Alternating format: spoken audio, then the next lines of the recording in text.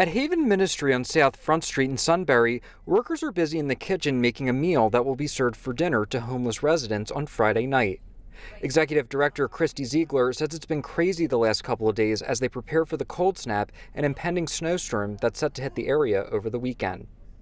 She says they have been getting a lot of calls from other counties around the Commonwealth and even other states close by to see if they have more room to take people in. We get a lot of calls anyway, but the calls have increased since the cold weather is coming and the snow.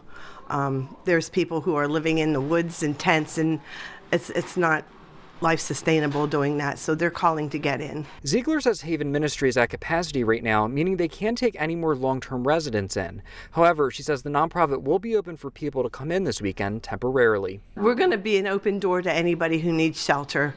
We're going to provide crock pots with hot soup in it and warm tea, hot tea, coffee, things like that for a temporary stay here.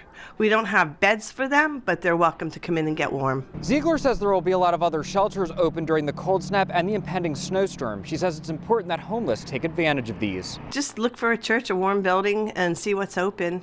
Sometimes hospital emergency rooms are open for that.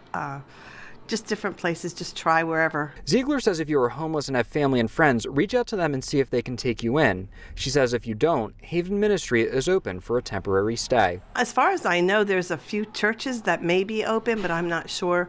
Last time we had a snap like this, the churches did open up. There's different fire companies that are opening up in the area too. The Stonington Volunteer Fire Company in Sunbury will be a shelter where homeless can go. That opens at 6 p.m. Friday and will be open until January 29th. Justin Geck, Newswatch 16, Northumberland County.